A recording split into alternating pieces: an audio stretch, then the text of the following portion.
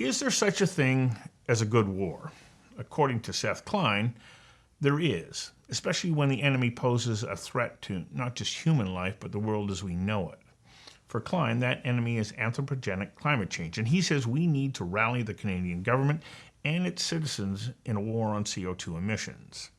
Klein, in his book, dug deep into the strategies used during the Second World War and discovered how wartime propaganda and community efforts can be repurposed today for a Green New Deal.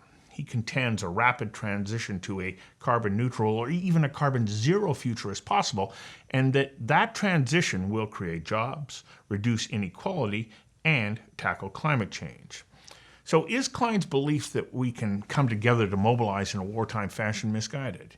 He says no. Just look to COVID-19. The pandemic demonstrates something powerful can happen because when we name the crisis and then respond in a wartime-scale action, we create a new sense of shared purpose, a renewed unity, and that liberates a level of political action that seemed previously impossible. In other words, Klein says, we can do this.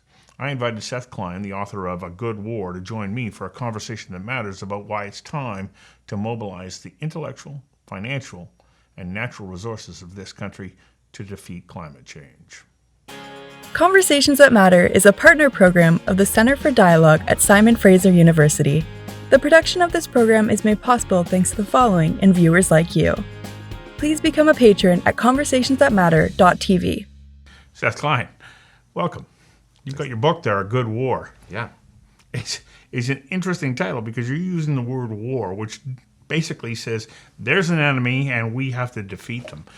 What's the enemy and why is it that we have to escalate the level of discourse to that of being on a wartime footing? Yeah. Well, so the book is about mobilizing for the climate emergency, and it invokes this wartime frame and says we need to go on to a wartime footing. I should say I'm a very unlikely guy to have written a war story like this. I know, because you're a pacifist. Well, I've never called myself a pacifist, but when I was a kid, I certainly cut my political teeth in the peace movement in the 80s, and I am, in fact, the child of war resistors during Vietnam. My parents came, that's why I'm Canadian. My parents came in the late 60s pregnant with me. And here you are writing a and book now that I've has the written a word war story. in it. That's yeah. right. And so there's a couple of reasons. One is, and I should say too, when I originally set out to write the book, it was to tackle what do we do about this gap between what the science says we have to do on climate and what our politics seems prepared to entertain. And I was only going to have a chapter on the Second World War because I had long been intrigued by the Second World War as this example of when we very quickly retooled the whole economy. Because I found it hopeful, right? Like a lot of us wonder, can we really do this in time?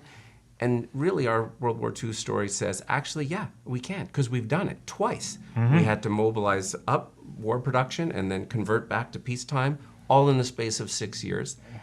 But as I delved more and more into that research, I kept seeing more and more parallels and then decided to structure the whole book around lessons from the Second World War. But the main reason I'm invoking this is because what we're doing now isn't working. We've been at this for a few decades now with different governments saying it's time to tackle climate, and all we have managed to do is basically flatline our emissions as a country.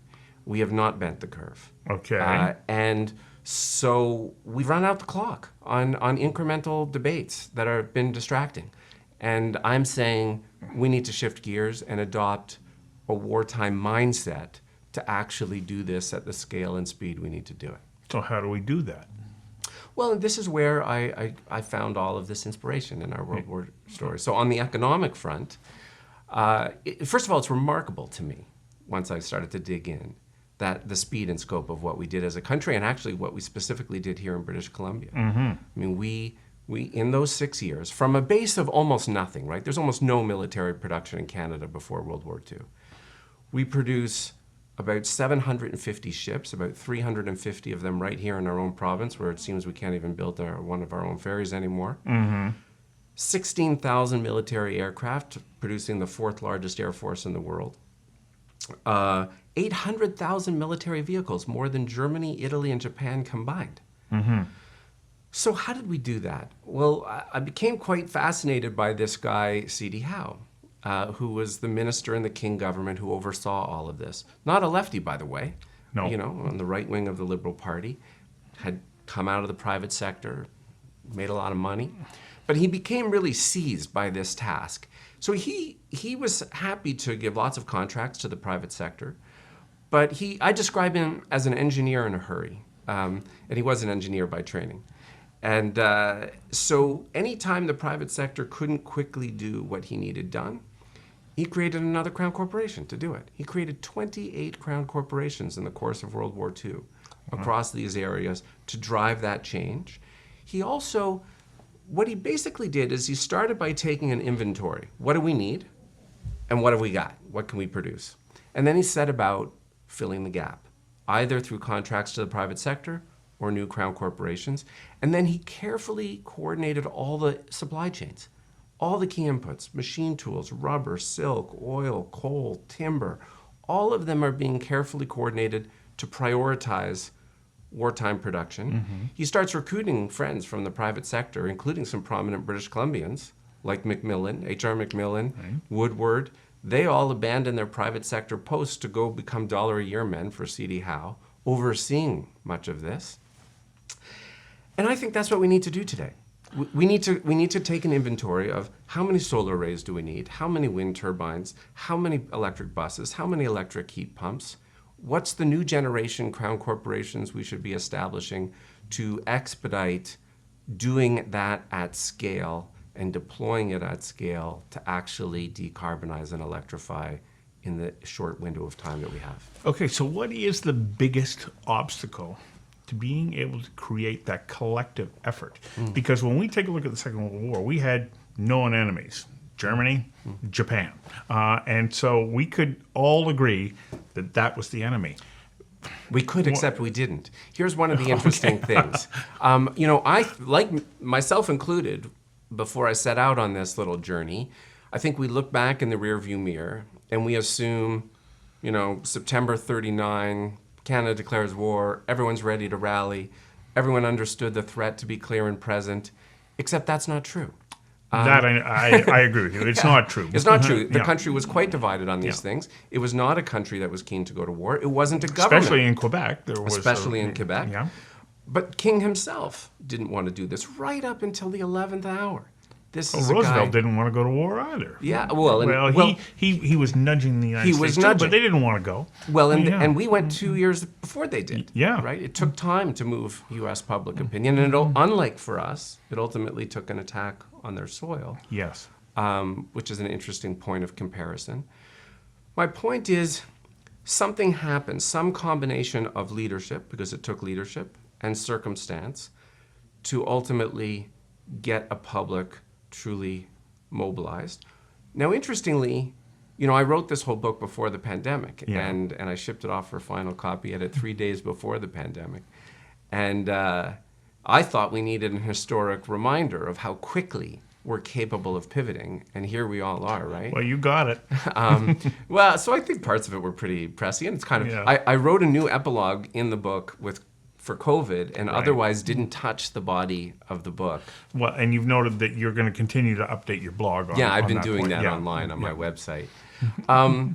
So it's always, your question is, how does it happen? So it takes leadership finally getting it, but at least we've now all gotten a taste in this pandemic.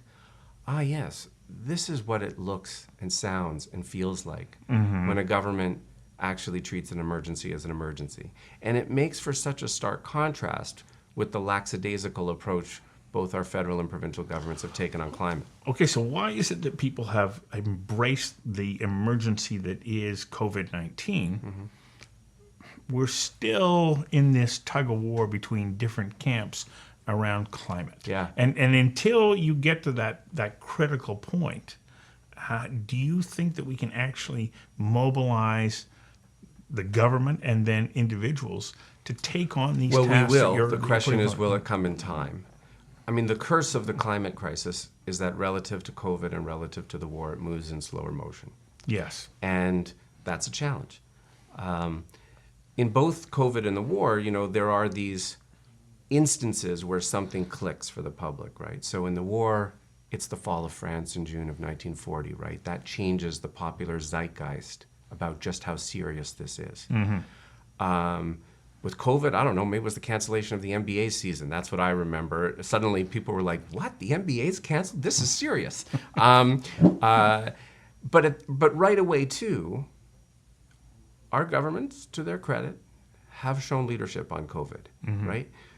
When our governments start having daily press briefings, when they invoke emergency acts as necessary, when they strike special committees of cabinet to coordinate emergency actions, when they commandeer buildings and assets as required or supply chains, they're signaling, okay, it's an emergency. Now, you contrast that with climate, where the messaging is totally confusing. Yes, right? it is. What does it mean for last summer Justin Trudeau to pass a climate emergency motion in the House of Commons one day and reapprove the Trans Mountain Pipeline the very next day? That's confusing. Or within our media landscape, what does it mean that we allow advertising by fossil fuel cars and gas stations? We don't do that for tobacco. So if you're someone in the public or a young person and you're told on the one hand, hey, this is an emergency, on the other hand, they're still advertising to you, that's confusing. That's not consistent messaging. Well, it's muddied waters because smoking, I can look at and go, ugh, you do that, you're going to die directly, and you're going to impact me. Yeah. Okay, we want to take on the fossil fuel sector. You're going to take that away, and you're going to give me what? Because solar and wind aren't going to be up to the challenge of completely replacing the easy access to energy that comes through the burning of fossil fuels. And so this is where I think people start to get a little worried. Yeah. Well, hang on a second here. You mean I can't drive my car? I can't heat my house? I can't turn on the lights whenever I want to? Well, people rightly have all kinds of questions, and they can't yet imagine, and I would say this is part of the failure of leadership, they can't imagine what that alternative life looks like. How do I get around? What does my house look like? How does it get heated? How do I make a living? Can I still enjoy the leisure parts of my life? These are all entirely legitimate questions that our public institutions have failed to answer, even though the answers are there. I outline them in my book. And, at the very basic level, I commissioned some original polling for my book from Abacus Research. And I found some very hopeful stuff in there. The public gets the emergency. And incidentally, I've tried to recast some of the extreme weather events we've experienced as attacks on our soil. Let's think about them that way. Yeah. And they're ready for bold action. Actually, the public is ahead of our politics in terms of that. Well, I was surprised to see that you even mentioned in Alberta the numbers are much higher than you would anticipate. So you mentioned Quebec before. So the opinion polling nationally ranges from a high in Quebec in terms of their readiness for action to a low in Alberta. But even in Alberta, the level of support is remarkably high. But, not to get too Pollyanna about this, the landscape is confusing.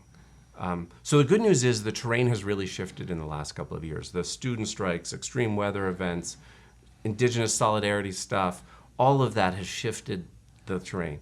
But at the level of basic climate literacy, only about half of Canadians can correctly identify the main source of global warming as the combustion of fossil fuels. Namely coal for the production of electricity. Well, yeah. I mean, not an issue in our province, but it certainly is in others. No, but globally it is. And globally it is. So whatever the fossil fuel is, whether it's coal or gas or oil, the public doesn't actually understand, which is an incredible indictment of the fact that our governments and the media have not done some of their basic job in terms of boosting that level of literacy. And consequently, you end up with confusing polling results where people will say, on the one hand, I'm ready for action and I support the expansion of LNG or the tar sands, because why not? Okay, so is the answer, and I know that this is what you're suggesting in your book, that we mobilize, that the government get involved in R&D, the creation of these crown corporations that are going to put money and brain power behind developing a wide range of solutions that are going to reduce our carbon footprint? Or do we also need to take a look at what's our population footprint? Because people consume energy. The more people there are, the more energy that gets consumed. There's a couple things in your question. So first of all, what do I want from our government? Right. I want to see them adopt an actual emergency wartime footing, and I think there are a few signs of when you know that that's happened. We're getting a taste of that in the pandemic. Yes. You adopt a wartime or emergency mindset. That helps to liberate a kind of level of collective purpose and makes new things possible. You expect to see your government spend and invest to win, right? Like we've seen in the pandemic, like we saw in the war, like we have decidedly not seen with respect to climate. You would expect them to create new economic institutions to get the job done. So that's what I mean by that new generation of crown corporations. And by the way, I still think there's a role for the private sector in all of this. But there was a huge role for the private sector in the Second World War, but what they didn't get to do was decide on the allocation of scarce resources, because you don't do that in an emergency. And I think that's the mindset we need today. You're secondarily bringing in the population question, and the population needs to level off at some point. It will level off in the next few 40 decades. years. But here's the thing. I'm more interested in the issue of the distribution of income, because what we know is that the wealthiest 10% globally are responsible for, by far and away, the majority of GHG emissions. Yes. And in our own country, the wealthiest 20% of Canadians have about double the emissions of the poorest 20% of Canadians. Right. And the higher you go up the income ladder, the greater your runaway emissions. Yeah. So what I'm actually saying in the book is part of the climate mobilization is also tackling inequality for two reasons, actually. One is because inequality drives increased emissions, GHG emissions, but also because that's how you win. That's how you mobilize people. That is one of the key lessons from the Second World War, is that inequality itself is toxic to social solidarity and society-wide mobilization. If you're asking people to truly rally in common cause, people need to know that everyone's in and everyone's doing their part. In the First World War, there had been rampant profiteering. It had undermined social solidarity and undermined recruitment, actually, forced conscription onto the table. Kind of like we've seen in this pandemic, where despite, we're all in this together, just a couple of weeks ago, my former colleagues at the Canadian Centre for Policy Alternatives published a little paper that the wealthiest 20 Canadians had increased their cumulative wealth by $37 billion since the start of the pandemic. Wow. Now that was illegal in the Second World War. The King government brought in an excess profits tax. He brought in increases, both the individual taxes and the corporate tax rate went from 18 to 40%, because that's how you signal to the population, okay, we're all in. And on the flip side, our two first major social programs came in the war. Unemployment insurance, 1940. The family allowance in 1944. The whole architecture of the modern Canadian post-war welfare state is written in the Marsh Report during the Second World War and is offered as a promise to Canadians that not only are we asking you to rally in defense of democracy and against fascism, we're making a pledge to you that you're not going to come back to the same country you left. That, to me, is the power of something like the Green New Deal. It's not just about decarbonizing everything and electrifying everything. It's also about creating a better society that can actually, and the promise of which gets everyone on the bus. There's no doubt that if we can develop those technologies and innovations that are going to change the way in which we produce the energy that's needed to maintain our quality of life, Canada and all of us will benefit. But if we go back to the war, we can see that, there was a price still of sacrifice that was made by the average person. Do you foresee that if we do, as you suggest in your book? Well, it's a mix. By the way, interestingly, the kind of sharing that occurred, there was rationing and so on, and there was sacrifice in the Second World War. Interestingly, meat consumption went up in the war because lower income people under rationing could eat more meat than they did before the war. Right. So yes, there's sacrifice. There's also, lots of people have written about how at a kind of psychological level, people remember this period with great fondness. That Well, because there was a collective experience. collective experience, Yeah. collective meaning and purpose. So part of what I'm arguing in the book is that, yeah, this is going to be harder and more challenging than our governments are telling you. Our governments are basically telling, this is pretty easy, you can do it, you don't have to make any hard choices. And I'm trying to say, no, let's tell the truth. There are some hard choices. We can't keep doing everything the same way. But I'm also saying that when we start to paint that picture of what our neighborhoods look like when we're serious about this, what our transportation looks like, what our health looks like, that it's actually a better world. It's a good life, and in some ways, a more meaningful life than the one we'll be leaving behind. Well, you present some really great ideas in here, and as you say, you tell the truth, which is, I applaud you. It's a good book. It's a good bit of work, and I'm sure that it was quite a bit. Thanks for coming in and sharing Thanks, Stu. this. Yeah.